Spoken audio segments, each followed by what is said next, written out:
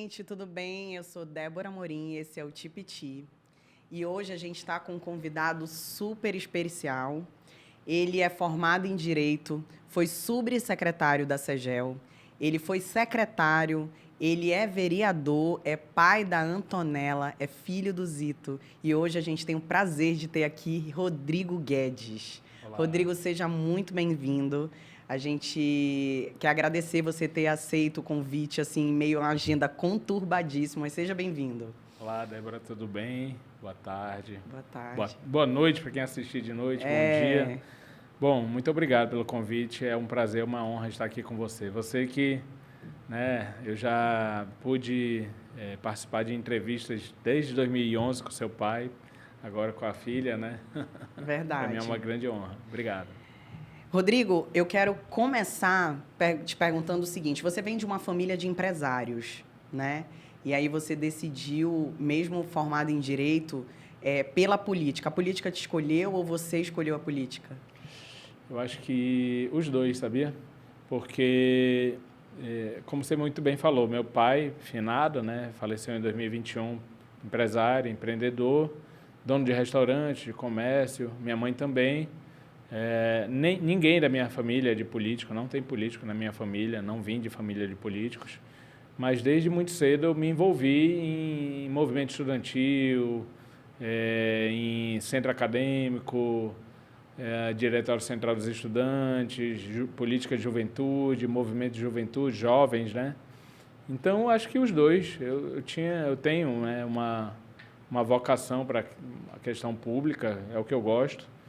E uma coisa levou a outra, assim, não foi, eu acordei um dia, dormi, né? Aí acordei, quero ser político. Foi acontecendo naturalmente, ninguém me forçou, ninguém me botou. Eu falo isso porque muitos jovens que estão na política, existem, lógico, os casos que o jovem conseguiu, entrou, ganhou, né? Eu não sou mais jovem, tá? Eu tenho 38 anos, não sou mais jovem, legalmente falando. Mas eu entrei jovem, né? Eu entrei com 23 anos e tudo mais. Mas muitos jovens que estão na política porque o pai é deputado, o pai é senador, o pai é prefeito, o pai é governador, o pai é vereador, ou o tio, ou a mãe, ou o avô, ou o irmão. Tem alguém da família Tem alguém da família. É difícil um jovem que consegue entrar, ganhar, se eleger por trabalho, por mérito próprio. Existem, mas é uma quantidade menor. A maioria vem de família de políticos. Não é meu caso. Sim.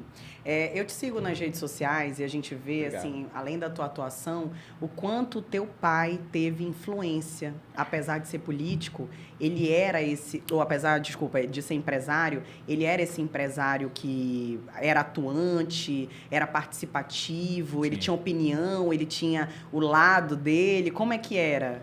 O papai ele era muito envolvido em questões sociais. Inclusive sem nenhuma questão política, né? Ele não era, digamos assim, envolvido com política eleitoral partidária, né? Partidária, partidos e tal. Quando ele faleceu em 2021, meu pai é o Zito, né? Finado Zito, pela Covid. Uma coisa legal é que, lógico, uma tragédia, né? Pra gente, pra mim. Mas muitos relatos de pessoas que disseram dos mais relatos possíveis que eu pude ouvir, e eu acabei descobrindo, que eu já sabia de alguma forma, né, o quanto que ele já tinha ajudado muita gente. Teu pai me ajudou muito, eu ouvi isso de centenas de pessoas, ajudado de várias formas possíveis, desde... E ele te viu vereador? Viu. Ele foi na minha posse de vereador, foi o último ato da vida dele, né? Sim. Ele foi na minha posse de vereador, eu o escolhi para ir, só podia uma pessoa por causa das restrições da Covid, eu nem imaginava. Alguns dias depois ele descobriu que estava infectado, né, de Covid, e aí tentou tratar, foi para o hospital, internou, entubou, hospital, aquela loucura toda. E 40 dias depois ele faleceu. Mas a última aparição pública dele, para as pessoas verem, foi na minha posse de vereador, como se fosse assim a despedida. Sim. Como se Deus falasse assim, Ele não morreu sem ver o Sem filho ver, dele alcançando o ele viu, objetivo, né? ele Porque ele viu. participou da tua campanha, né? Participou muito ativamente. Meu pai nunca quis ser político. Ele era uma pessoa muito bem relacionada. Mas ele te incentivava? Olha, nem ele, nem minha mãe queriam, tá? Porque ele e minha mãe sempre falaram assim, tu não precisa disso. Eu não preciso.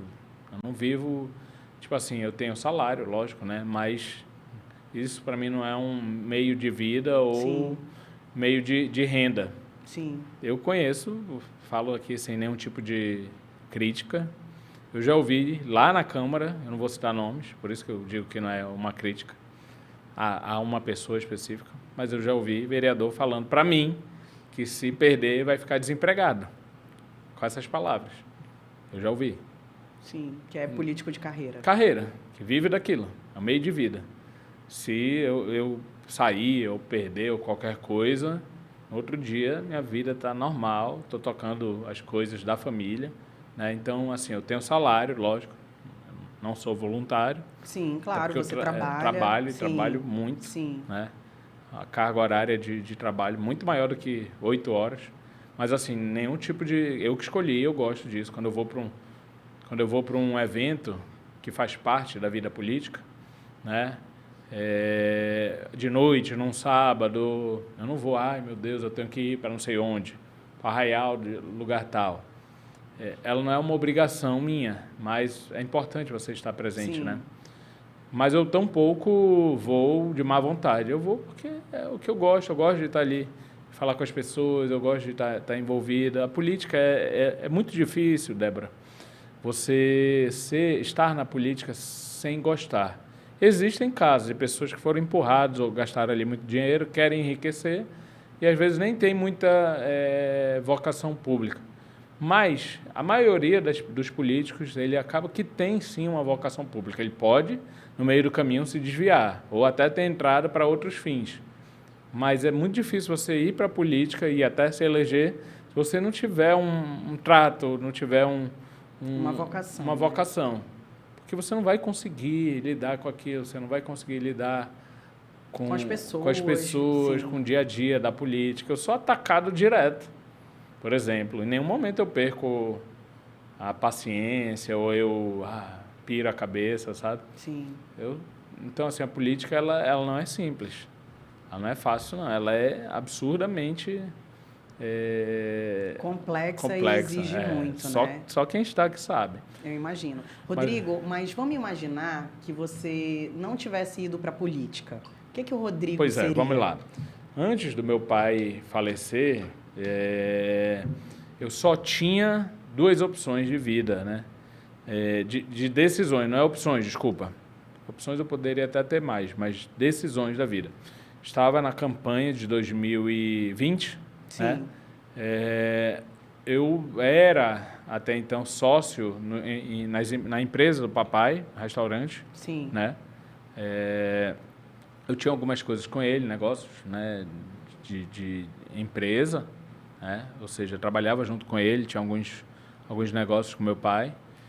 E meu pai tinha um restaurante que já estava quase 30 anos de existência. Minha mãe tem um restaurante que tem 32 anos, né? Vai para 33. Então, se desse errado ali na eleição, eu iria sair da política totalmente e ia para a iniciativa privada. Isso é a maior prova de que, para mim, não é uma carreira. Pode até ter mais de um mandato, mas não é um meio de vida. Eu não queria ser secretário, subsecretário, que às vezes a pessoa perde, mas é chamado para uma secretaria, sim, né? Sim, ser secretário, não sei o quê. Não existia. Mas você não pensou em advogar? Não existia para mim essa possibilidade de ser, por exemplo, tá na administração pública, porque eu não queria mais. Ou eu era dono do meu mandato junto com o povo, que eu só tenho a obrigação de responder para o povo. Eu não queria ter o chefe, um prefeito, um governador como chefe para ficar querendo mandar em mim, né? Então, eu sairia e ia, sim, para a iniciativa privada, porque nós já temos, nossa família, uma história na questão Sim, ia ser empresário, né? É. Mas tu não pensou em advogar? Não, porque a gente já estava estabelecido, né? A gente já estava Sim. estabelecido, era só Sim. dar continuidade às nossas coisas, né? Que se um dia eu sair aqui, talvez eu fique, talvez eu saia, não sei, no futuro, mas é o que vai acontecer. Eu vou para as coisas, para os restaurantes e tudo mais, trabalhar na iniciativa privada. Sim. Eu falei no início aqui que tu é pai da Antonella. Uhum. E eu estava vendo que nas tuas redes sociais, tu mostra muito a tua atuação como vereador, né? Nos bairros, exigindo as coisas do prefeito, fiscalizando a prefeitura, mas a tua vida pessoal, tu é bem reservado, assim, a gente não posto nada. não posta, pouquíssimo, assim, eu já vi nos stories alguma coisa da tua filha e tal, mas tu não posta, assim, por exemplo, que é casado, é solteiro, se tá namorando. Não posto nada. E o que eu vi, que eu achei mais interessante, é que tem gente que pergunta, né? Que pergunta. E pessoalmente eles perguntam também? Pessoalmente, até recebo especulações, digamos assim. Já aconteceu e sempre acontece. Porque, assim, eu não exponho nada da minha vida pessoal. Eu sou... Bom, eu não sou mais casado, já tive ali uma união estável. Sim. Com a mãe da minha filha e tal. Eu sou heterossexual, mas por não postar essas coisas, tem gente que já joga até de forma maldosa, assim. Mesmo que eu não fosse, se eu fosse homossexual, homoafetivo, o nome que quer que seja, ninguém tem nada a ver com isso, se eu fosse, né? Mas eu não exponho, não Sim, porque mas eu vou perguntar. Tu tá solteiro, tu tá... Tô solteiro. Solteiro, não tá enrolado com ninguém. Não. Solteiro. Eu tive... A minha filha tem 6 anos, tive ali uma história com a mãe dela e tudo mais, mas... Mas tu não quer namorar agora? Não, agora o foco é campanha. Ah, sim. Depois, quem sabe... Sim. Agora, se eu começar a namorar, não sei se eu vou conseguir dar a atenção necessária. Mas se tu começasse a namorar, tu não teria nada de expor? Não, ficar expondo, não. Não faria essa exposição? Não. E também, olha, por exemplo, a minha própria filha. Eu não vou fazer rede social para ela. Respeito o pai e mãe que faz. Eu não pretendo fazer agora. Quero deixar ela, digamos criança, assim, né? longe desse mundo o maior tempo possível. A rede social é perigosíssima, né? Sim. Não vou de forma alguma jogar ela para a política, ainda que eu seja, sei lá, tenha vários anos de mandato. Acho muito ruim essa coisa de várias famílias na política. Acho que isso a gente tem que extirpar da política. A política não pode ser algo hereditário. Aí o cara é político, ele já quer botar o sobrinho, o filho, a irmã, a mulher, como tem, né? E muito, sim, né? Sim. Mas assim... É uma questão de escolha. Vai que a tua filha diga, pai, isso que eu quero. Eu não vou de forma alguma querer decidir o futuro dela, né? Eu vou decidir agora, quando a gente se é mãe, né? Sim. Mas a gente acaba sendo referência, né? Então ela pode ver o pai dela mas e pode dizer... Mas eu não quero que ela... até porque eu condeno muito essa história de políticos, de família de políticos e tudo mais, sabe? Aí eu não pretendo que ela seja, a não ser que ela queira por conta própria. Eu não sei quanto tempo eu vou ficar na política, não sou refém da política, isso que eu quero dizer. Sim. Não sou refém, não ganho um mísero centavo fora o meu salário, não vou enriquecer com a política, isso é fora de cogitação, eu ganho só meu salário, não tenho outra fonte de renda da política, de corrupção, de rachadinha, de qualquer coisa. Então, assim, eu posso ficar muito tempo ou sair, mas de forma alguma sem ser refém. E se, dependendo de mim, minha filha não estará na política. Pode estar em outra coisa, eu prefiro, mas quem vai decidir é ela, né? Rodrigo, a gente já viu várias vezes acontecendo no Estado de pessoas como você, que começaram bem cedo, né, militando, seja não com mandato, mas ativamente na política, e que depois de um tempo, quando conseguiu esse mandato, começou a ir por uns caminhos que a política, às vezes, levam, né? Isso, às vezes, dizem que é inevitável. Quem está lá, como você deve saber, né? São vários convites, várias coisas, várias alianças, que às vezes não depende de você, depende do partido, depende né, de... Muita coisa, muita coisa envolvida que realmente a gente, como eleitor aqui fora, não imagina que exista, né? Mas realmente eu quero te perguntar o seguinte, se hoje você tivesse que escolher entre aquilo que você tem como ideologia, que eu tenho certeza de que quando você entrou na política, você entrou no intuito, num propósito, você tivesse que abrir mão de algumas coisas para continuar na política, tu abriria mão? Do que, por exemplo? De alguns valores. Eu vi, por exemplo, a tua última postagem, tu escreveu em caixa alta dizendo: eu sou contra o aborto. Sou contra. É contra o aborto. Sim. E isso é uma parte. Não é todo mundo. Tem uma grande bancada que é a favor.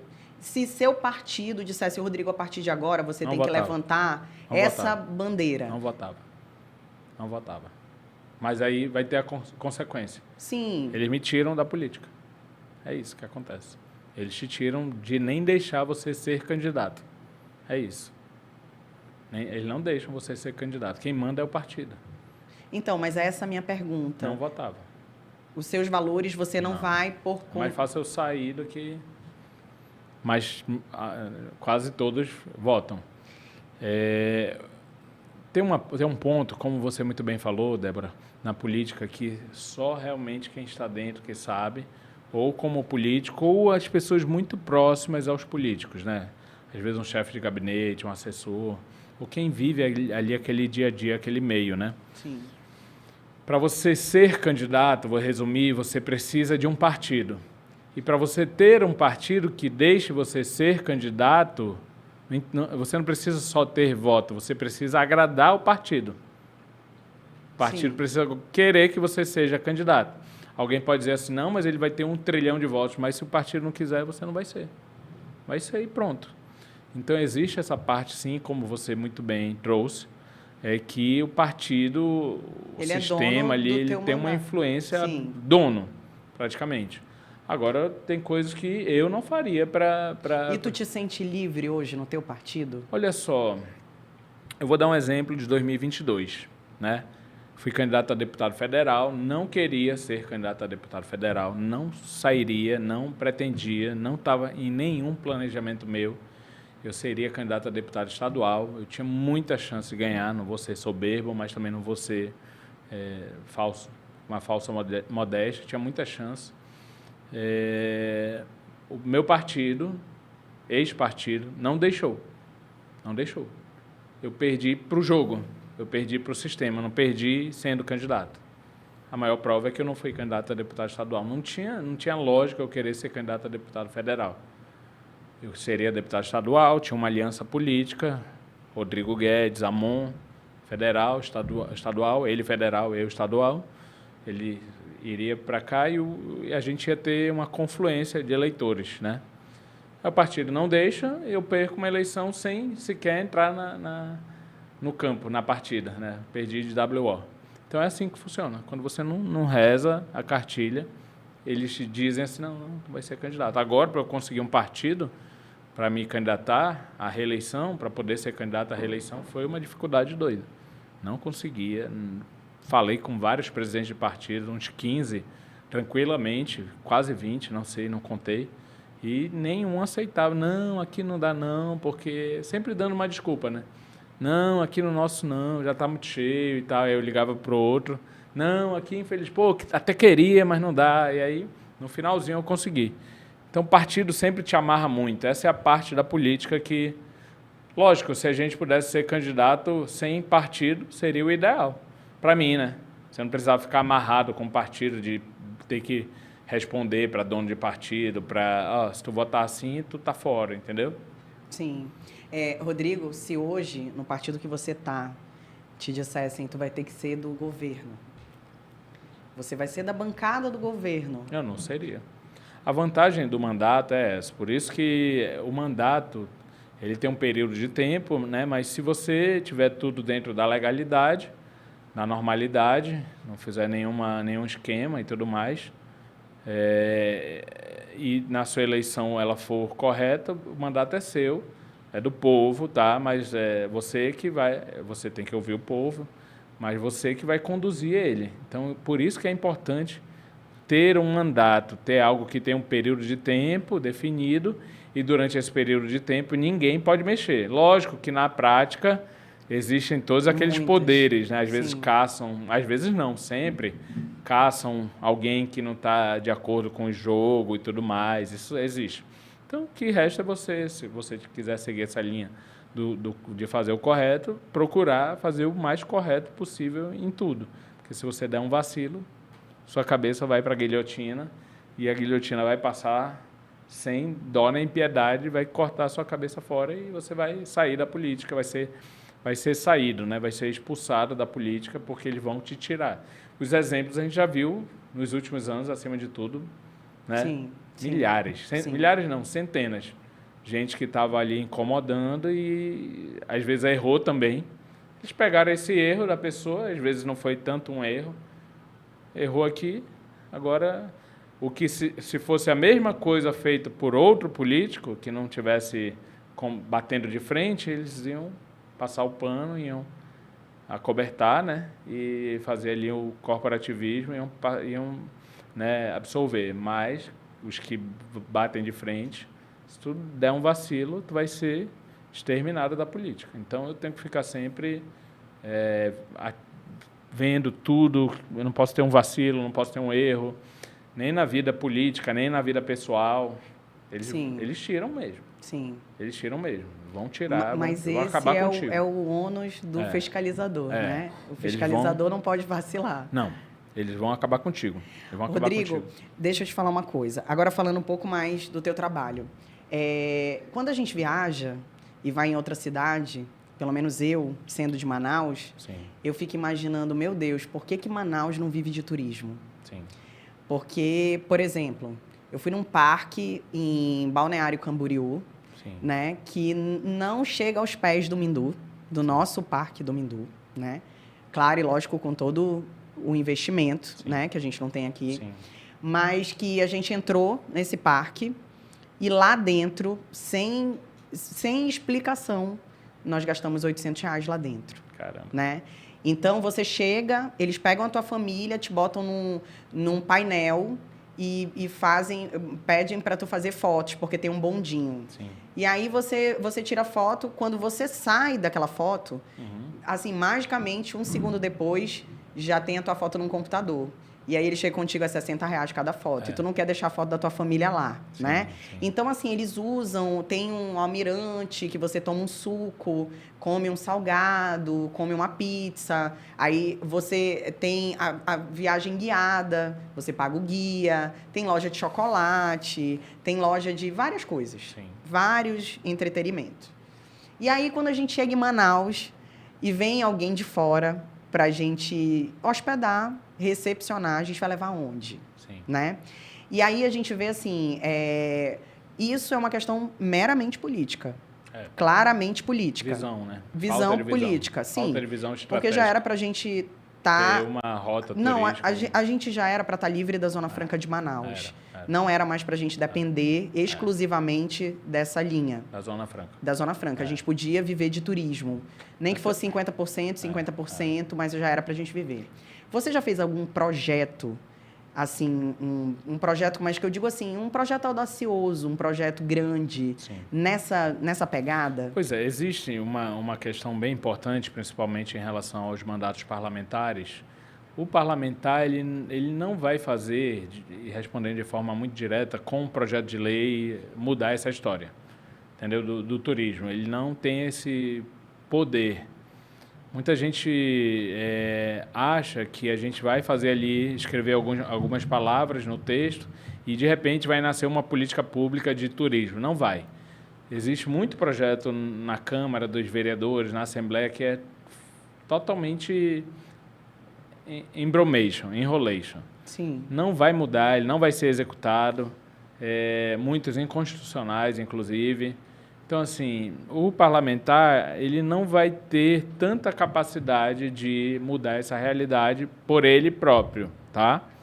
Agora, cabe a gente cobrar, cabe a gente falar em nome dessa pauta, trazer essa pauta para discussão, trazer essa cobrança que o executivo tem que fazer. Sim. Quem tem o poder de estabelecer uma estratégia econômica e, lógico, executar é o executivo. Então, a gente cobra muito, a gente tenta botar no orçamento questões que podem ter impactos nessa matriz econômica que nós temos, que é subutilizada, mas a gente não vai, através de um projeto de lei... O vereador não consegue mudar. Não, porque assim, se fosse isso, seria muito fácil, né?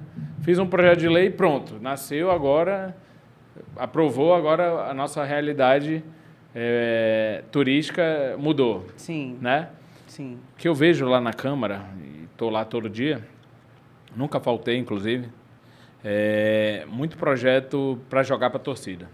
Cria política municipal de incentivo ao turismo. Aí tu vai ver, não tem nada que vai ter uma execução prática, entendeu? Sim. Até porque a nossa competência é muito restrita. A gente não pode criar despesas, a gente não pode isentar impostos. Sim.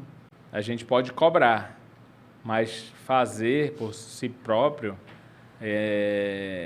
criar ali um polo turístico, um atrativo turístico, um equipamento público, não dá, a gente não consegue fazer. Tudo depende do executivo. O que a gente pode fazer e tem que fazer é cobrar. Por isso que, assim, existe uma confusão muito grande, às vezes, inclusive, da sociedade, das competências. Quando a gente vê um parlamentar, esse cara só fala e tal. Peraí, a função do parlamentar é falar mesmo. É cobrar. É cobrar. O nome já está escrito, né? Fiscalizar. É cobrar e fiscalizar. Sim. O nome já diz, parlamentar. Vem do latim parlar, né? Falar. É aquele que fala em nome do povo. Ele não executa, ele não é ele que faz políticas públicas. Ele não tem que, a rigor, nem fazer assistencialismo. Você pode ajudar as pessoas, é importante também, não só como político, mas como cidadão, como ser humano. Mas a função dele é fiscalizar mesmo, é ser a pessoa que vai falar em nome do povo. O povo não pode ficar para tudo que... Imagina, a gente tem que decidir sobre assunto tal. E aí vai consultar... Você acabou de falar, a questão do aborto, né? E aí vai consultar a cada decisão que tem que tomar no Brasil, vai consultar 200 milhões de brasileiros? Seria inviável. Totalmente inviável. Então, como é que a democracia funciona? O povo, na teoria, tem os seus representantes para votar por si e para falar em nome do povo. Por que a democracia é tão deturpada? Por que a qualidade é muito baixa, inclusive? Por que muita gente diz, esses caras estão aí, mas não representam a gente? Porque a grande parte deles se elege não com as suas ideias, não com as suas propostas, não com o seu histórico de vida, não com a sua credibilidade, mas se elege com dinheiro e com compra de voto, assistencialismo. Então, quando eles se elegem assim, muitos se elegem assim, óbvio que a qualidade da nossa política, da nossa representatividade vai cair muito.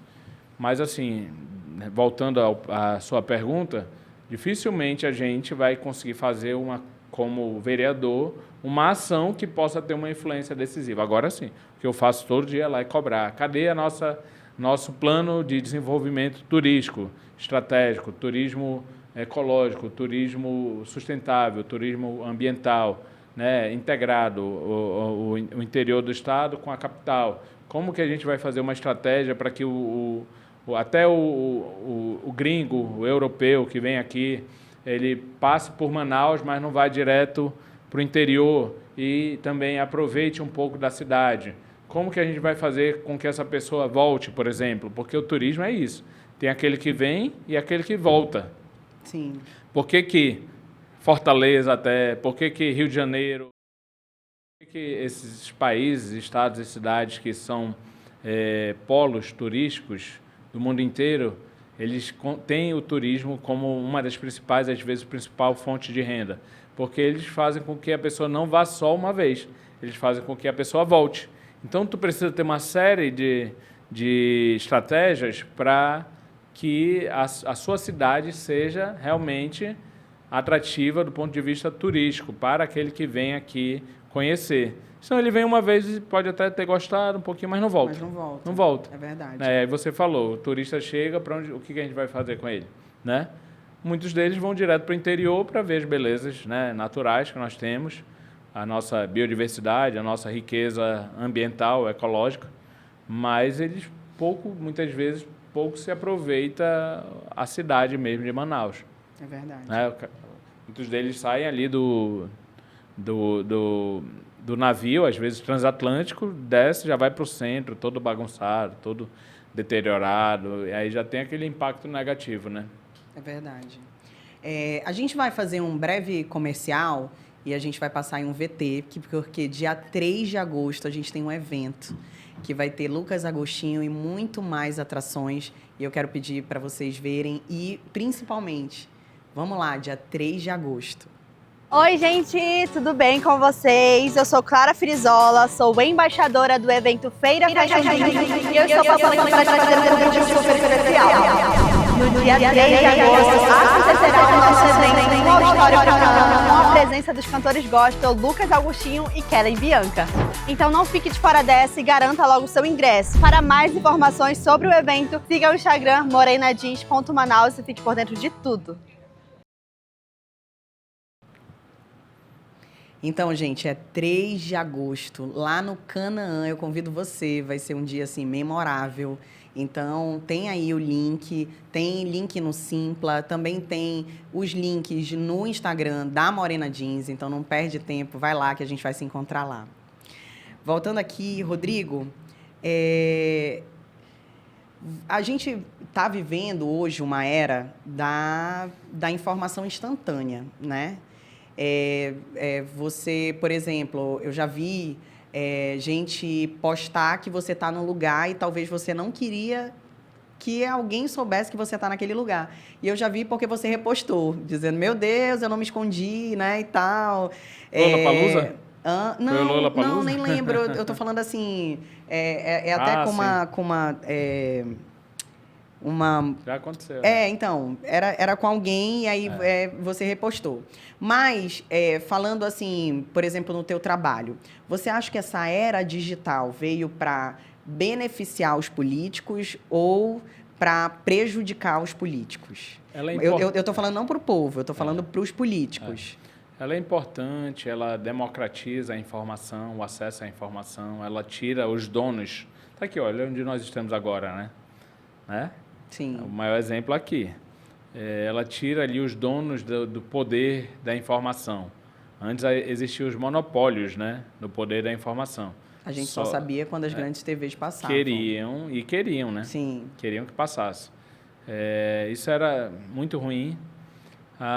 Essa nova era da comunicação, ela é importante a gente ter um acesso maior às informações em segundos, né, em minutos, elas se espalham e tudo mais. Ela só tem um perigo. Ela também traz, inevitavelmente, a era da desinformação, né, da manipulação de informação e também a possibilidade de ataques e de destruir reputações.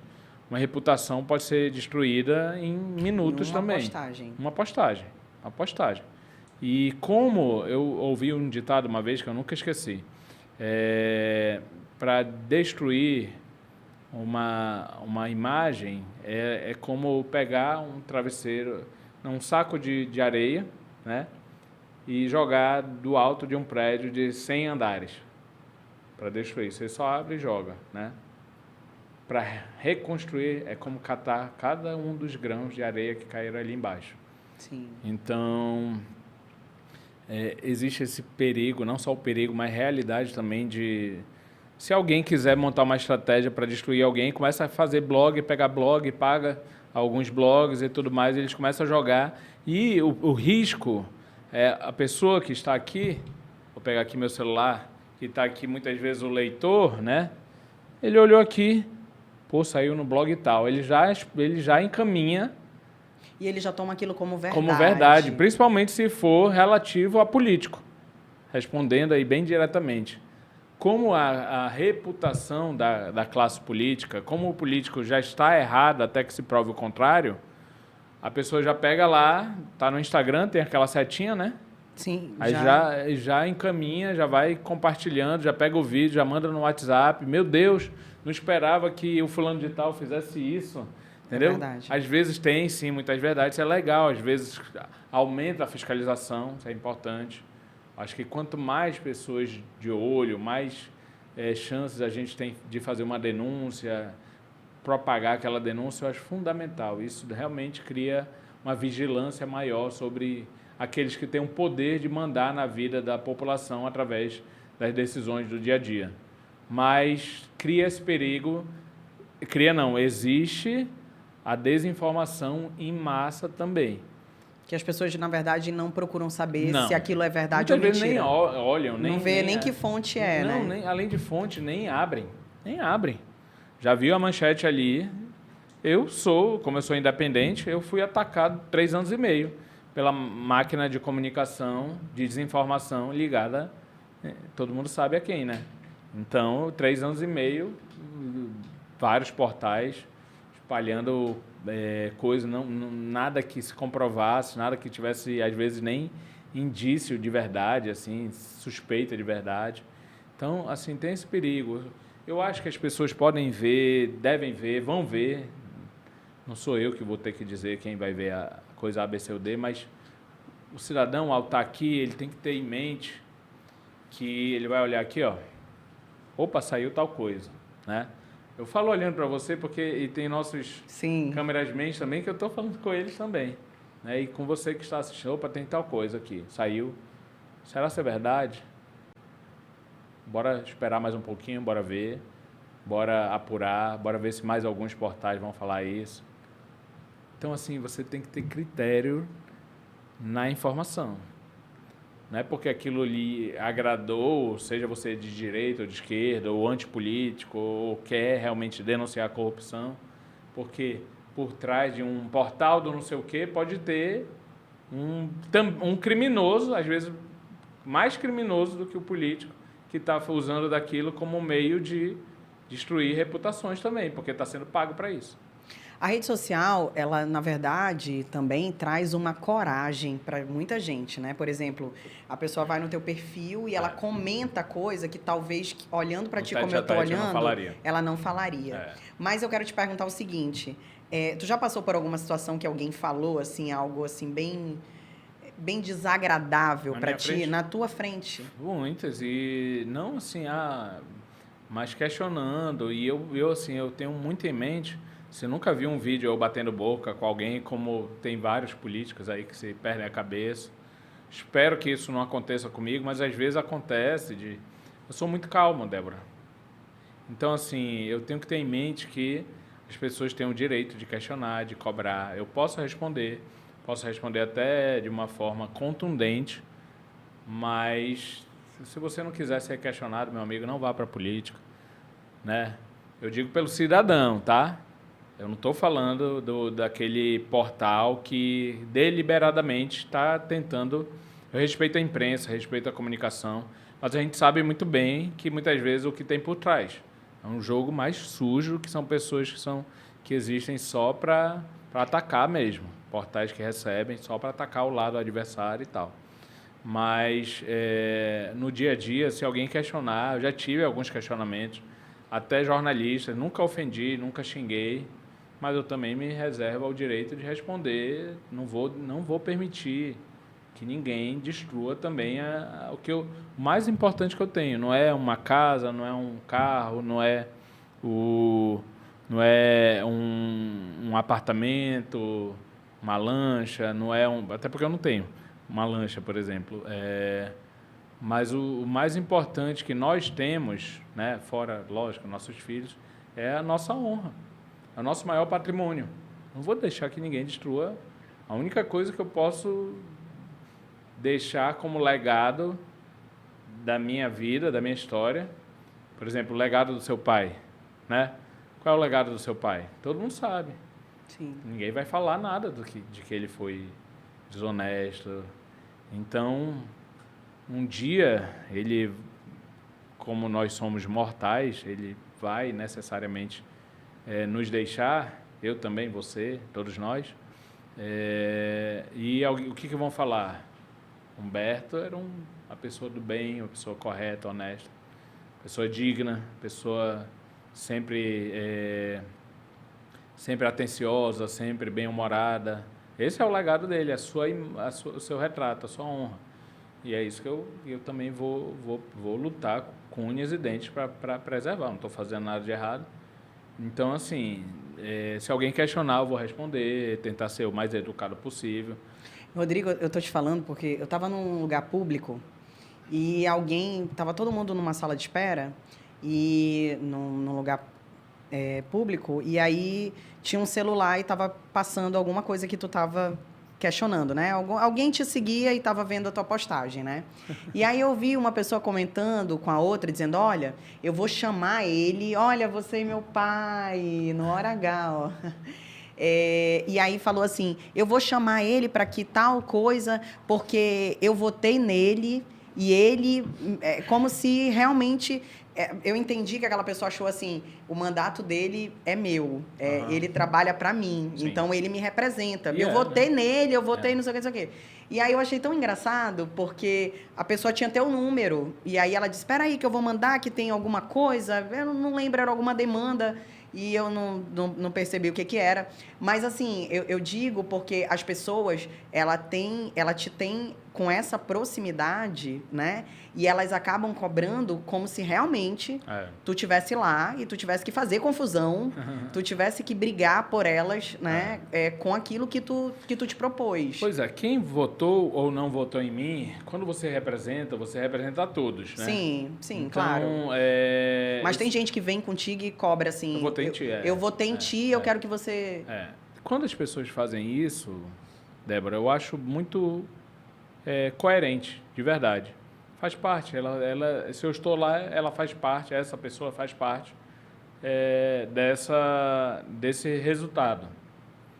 Agora, uma coisa que não acho legal é tipo assim, eu votei em ti, tu tem que me dar um saco de cimento. Não. E acontece demais. Sério? Demais. É a parte mais difícil da política. Aí eu não estou criticando quem tem necessidade, mas é muito difícil, porque muitas vezes tem essa ideia que, eu votei em ti, eu estou precisando de um milheiro de tijolo, agora tu não vai me ajudar? Aí, tipo assim, calma, peraí, você votou em mim para eu lhe representar, né? Mas quem está cobrando que eu faça, sei lá, uma denúncia, uma cobrança, fale de assunto tal, ela tem 100% do direito de fazer isso.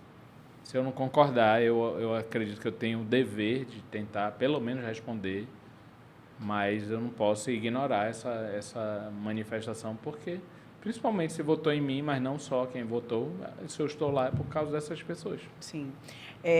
Falando sobre isso, Rodrigo, as pessoas têm até essa falta de informação mesmo qual é o papel. Se você chegar hoje... Aqui na frente, por exemplo, a gente está no centro, e entrevistar as pessoas e disser qual é o papel do vereador. Nem todo mundo vai saber qual é o papel do vereador, né? E nós temos quantos vereadores? 41. 41 vereadores, é muito, então né? É muito. Tinha que ter uns 20, né? Tava bom? 15. Por aí, então, né? Tava bom, eu acho. Então, o que acontece? Essa falta de informação, ela pode ser uma vantagem para quem está lá. É uma vantagem para muita gente. Para muita gente é uma vantagem, porque na muita verdade... gente ganha com assistencialismo. Exatamente. Dando sopa, dando... Mas a minha pergunta é o seguinte, em relação ao cargo público que uma pessoa exerce. Por exemplo, não estou discriminando ninguém pela falta de escolaridade, mas quem vai fiscalizar e até mesmo legislar municipalmente são vocês. Sim. As leis municipais... ou elas saem da Câmara, ou elas são aprovadas pela Câmara, né? Na Câmara. Isso. Nada vai passar nada. se vocês não aprovarem, nada, né? Nada. Então, vocês legislam, né? E como é que uma pessoa vai ser um legislador, vai ser uma pessoa da lei, uma pessoa sem ter a mínima formação, por exemplo, até a 5ª série. Ele é alfabetizado. A nossa Constituição hoje fala que a pessoa tem que ser alfabetizada, né? Mas como que eu vou fazer uma lei... Agora, para o concurso do Gari, eles exige pediram... ensino médio, Então, é isso, é essa incoerência. Coerência. Aí eu te pergunto, tu acha que isso deveria mudar? Eu acho que deveria mudar, e eu falo sem nenhuma soberba. De verdade, eu tenho formação superior, pós-graduação em administração pública pela UFAM também. E eu afirmo assim, sem nenhuma soberba. A pessoa que não tem a instrução, ela não vai conseguir entender o que está sendo votado ali. Eu te garanto.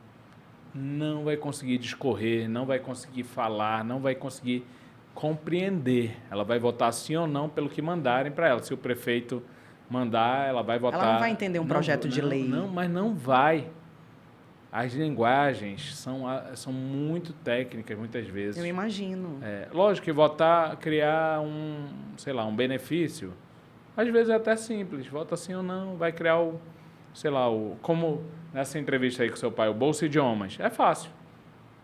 Né? O vereador, o deputado, ele vai... Sim. É bom, mas muitas coisas são absurdamente técnicas, a pessoa precisa ter a formação jurídica ajuda, mas não precisa ser só o advogado, a pessoa formada em direito, ajuda muito. Mas uma pessoa que, ainda que tem não seja... pelo menos uma formação porque superior.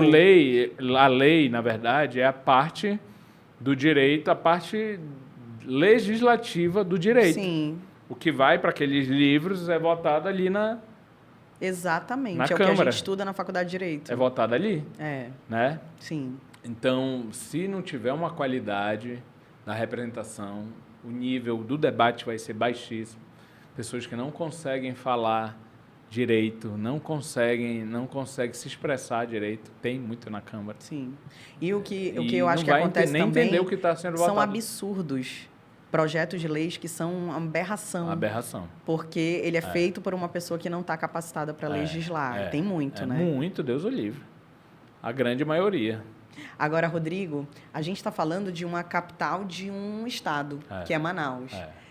Imagina o interior, uma Câmara de Vereadores do interior. Olha só, Manaus ou Amazonas, os índices de renda, de escolaridade, os índices de sociais são baixos, tá? Por mais que a gente tenha um PIB muito alto, salvo engano é o 5º ou 6º PIB do país. Sim. Mas os nossos índices de pobreza são está altíssimos. sempre entre os 3 maiores do Brasil, 4, 5. Sim. O que eu estou querendo dizer? Essa pessoa, e falo sem nenhum tipo de demérito, muito pelo contrário, temos que trabalhar por ela, mas ela é presa fácil do político, não só oportunista, mas aquele que explora a miséria. Sim. Então, para essa pessoa, o cara que ia chegar ali matando a fome dela, vai ser o que ela vai votar muitas vezes, e é o que depois não vai fazer nada, vai roubar. Ela não vai nem conseguir fiscalizar ele, porque não tem nem acesso. Aí ele vai ser da base de quem quer que seja, vai estar no jogo, vai estar no esquema, porque ele não ganhou por causa do histórico dele.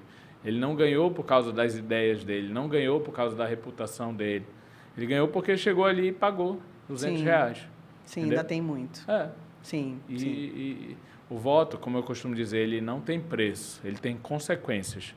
Não adianta a gente passar 4 anos reclamando de política, dos políticos, da classe política, e depois eleger porque não, ele me ajudou, ele me deu dinheiro aqui, eu estava precisando, ele me ajudou, ele conseguiu tal coisa para mim. Então, assim, o cidadão, ao fazer isso, ele tinha que meio que assinar, né? Um documento. Sim. Olha, eu estou aqui trocando meu voto por um interesse pessoal e eu abro mão os 4 anos de reclamar da classe política. Estou abrindo mão de reclamar da classe política, porque você já trocou seu voto. Você não escolheu porque você acredita na pessoa, você escolheu porque ele está lhe dando alguma coisa. E aí ele, às vezes, está envolvido em 300 denúncias, mas ele ajudou. Então, enquanto o voto for visto como essa troca, né, aí também você não pode reclamar da política. Não pode reclamar. Rodrigo, tem um ditado que fala que ninguém namora para não casar. né? Ninguém namora a vida toda. Sim. Uma hora esse namoro vai virar casamento. Ou termina, né? Ou então termina, mas ninguém... Uma hora o namoro vai acabar, seja para o casamento ou seja porque não deu certo. Ninguém é vereador a vida toda. Aí eu vou mudar agora um pouco, né? Fazer uma parábola aí. Ninguém é vereador a vida toda. Uma hora você vai virar prefeito. Você vai virar deputado. E tu tem essa...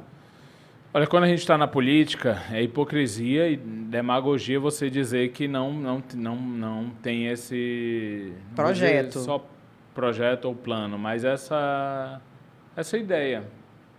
Por quê? Se eu acredito, sendo vereador, que eu posso fazer coisas pela cidade, posso lutar pela cidade, imagine o prefeito. O vereador ele ainda tem poder de cobrar, ele tem uma influência, mas o prefeito é o que faz. Sim. Né? Sim. Então, é dizer que eu não tenho uma ideia de que eu gostaria, isso seria mentira, né? Até porque eu acredito que eu faria, como outras tantas pessoas, um mandato que seria bem melhor do que nós já tivemos, né? Acho que Manaus ainda peca por ser uma cidade muito... com baixa qualidade de vida, muito desorganizada, muito mal planejada, mal pensada, mal cuidada, né? Então, se eu acredito, se eu como vereador, eu luto por isso, lógico que eu gostaria também de lutar, tendo a oportunidade de fazer, mais do que só de falar, de fazer, né? Então... Sim, tá nos teus planos. Não é nem plano, eu não fico assim planejando, mas eu quero continuar trabalhando, fazendo, e se for o caso de um dia chegar a esse ponto, lógico que para mim seria uma grande honra. Acho que você ser presidente, prefeito, governador, vereador também é uma honra. Sim. Né? Faz parte de um seleto grupo de pessoas que conseguiram ter essa oportunidade. Quanto mais sobe, mais seleto, mais difícil ser prefeito. Quantos prefeitos a gente teve em Manaus? Sei lá, 50, talvez por aí, né? Somando antes da ditadura, enfim, depois, sei lá, não sei nem se chega a isso. 30 por aí.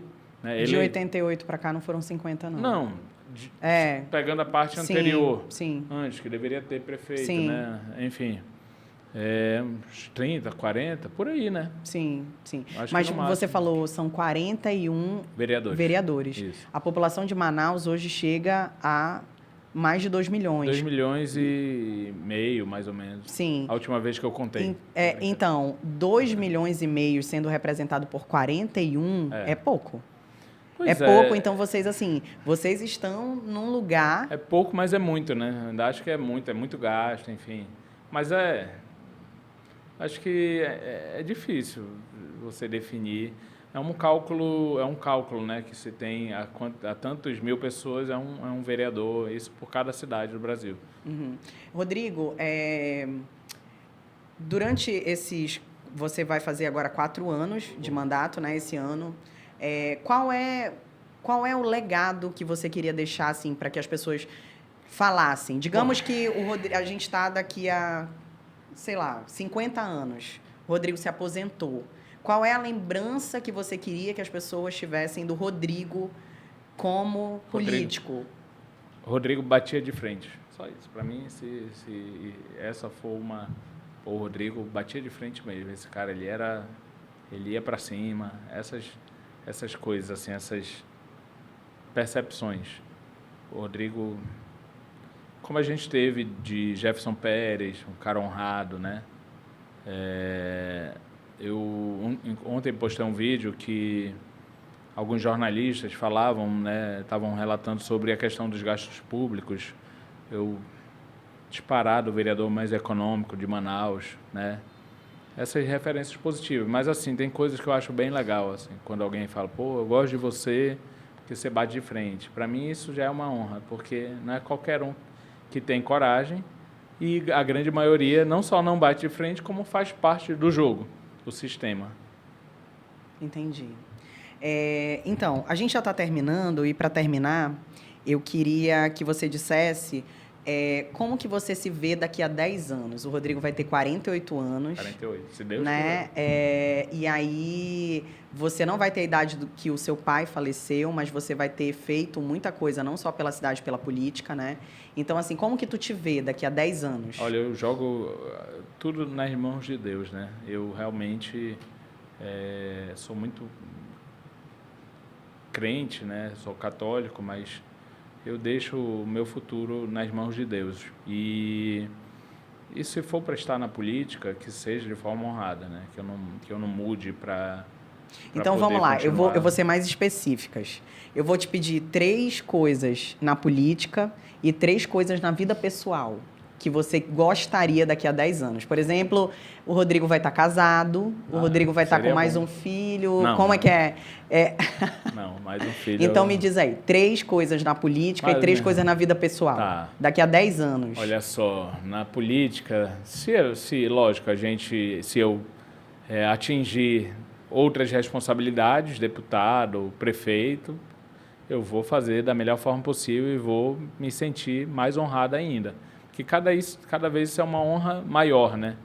O cara é prefeito, ele é o único da cidade, ele não é mais 41. Para mim, se for o caso, eu aceitarei com muita honra. Eu espero trabalhar e fazer o suficiente para que um dia, de repente, chegar a esse patamar, né? Política, né? Então, isso eu acho que já resume na questão política. Espero ter contribuições de projetos que realmente tenham relevância na vida da população. Da vida pessoal, eu não quero mais ter outro filho, outra filha. Não sei se isso vai acontecer, não sei se Deus está reservando isso para mim. Talvez eu esteja casado, espero que até lá eu esteja casado. E que meu boi garantido ganhe, o meu Flamengo ganhe, o meu São Raimundo ganhe. Então, essas coisas. Eu sou um cara muito sem muitas, como é que eu posso dizer, não é ambições, tá? Eu tenho, como todo mundo tem, mas eu não sou apegado a questões materiais. Eu espero estar bem, eu espero estar em paz, espero estar tranquilo, porque tem muita gente que tem muitas posses, mas não tem paz nenhuma, né? Eu espero que minha filha esteja bem, que minha mãe ainda esteja aqui conosco. Já não tenho mais pai, já não tenho mais avós, mas minha mãe, se ela estiver ainda conosco aqui, meus irmãos. Então, para mim, isso já atinge o meu objetivo pessoal. Rodrigo, agora eu queria que tu olhasse, acho que para aquela câmera, tá de frente para ele, né? E eu vou te dar 1 minuto para dar um recado para geração futura. Não estou falando da geração que passou, mas, por exemplo, a geração da Antonella, a geração do Azaf e do Daniel, que são meus filhos, das próximas gerações. Tá. Qual é o recado que tu daria para eles como conselho, como instrução para eles? Seja na vida pessoal ou na vida pública que tu exerce. Pois olha, o que eu quero para as próximas gerações, para essas gerações que estão agora, né, chegando, é que consigam ter muita